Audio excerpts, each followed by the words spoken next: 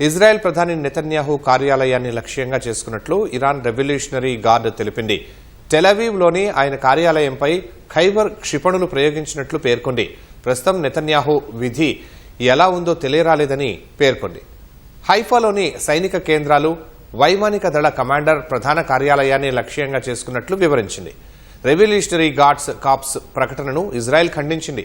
ఇదంతా దుష్ప్రచారం మాత్రమేనని స్పష్టత ఇచ్చింది. అయితే అనేక ఇరానీ క్షిపణులు తూర్పు జెరూసలేంలోని పౌర ప్రాంతాలను తాకాయి. ఈ దాడుల్లో వాహనాలు ధ్వంసమయ్యాయి.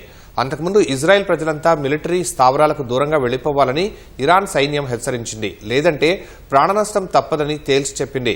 అటు తాజాగా కువైట్లోని అమెరికా రాయబార కార్యాలయం లక్ష్యంగా ఇరాన్ మిసైల్స్ ప్రయోగించింది. అక్కడ దట్టమైన పొగలు కమ్ముకున్నాయి.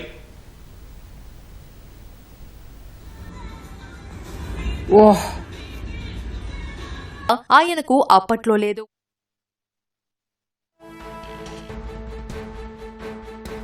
కువైట్లోని 2 అమెరికన్ మిలిటరీ బేస్లను ఇరాన్ క్షిపణులు, డ్రోన్లు దెబ్బతీశాయి. కువైట్ సిటీ సమీపంలోని మినా అల్ అహ్మదీ చమురుశుద్ది కర్మాగారంపై ఇరాన్ దాడికి దిగింది.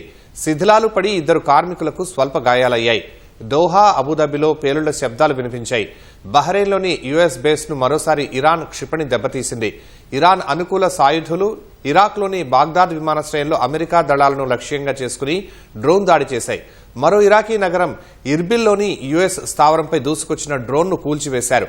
అటు బ్రిటిష్ స్థావరాన్ని లక్ష్యంగా చేసుకుని డ్రోన్ దాడి జరిగిందని సైప్రస్ తెలిపింది.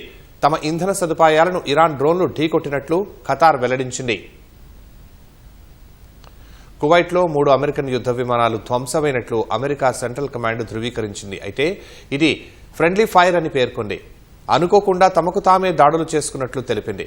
పైలట్లందరూ సురక్షితంగా బయటపడ్డారని, మొత్తం 3 F-15 యుద్ధ విమానాలు కూలినట్లు పేర్కొంది.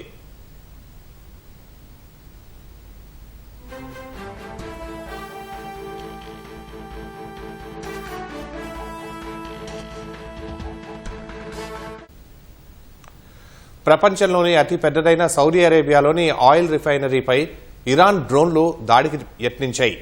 రాస్ తనూరాలోని ఆరాంకో చమురుశుద్ది కేంద్రంపై షహీద్ 136 డ్రోన్లు దూసుకొచ్చాయి. అక్కడ భారీగా మంటలతో పాటు దట్టమైన పొగలు వ్యాపించాయి. అయితే ఇరాన్ డ్రోన్ల దాడిని భగ్నం చేశామని సౌదీ అరేబియా ప్రకటించింది.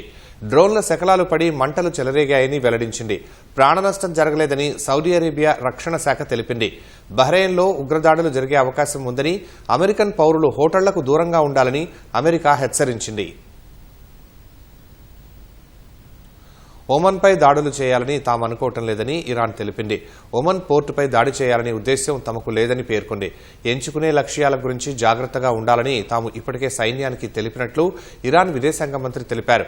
ఐఆర్జీసీకి ఖమేనీ చీఫ్గా ఉండేవారని, ఇప్పుడు ఆయన లేకపోవడంతో అది పూర్తి స్వాతంత్ర్యంగా కొనసాగుతోందని పేర్కొన్నారు.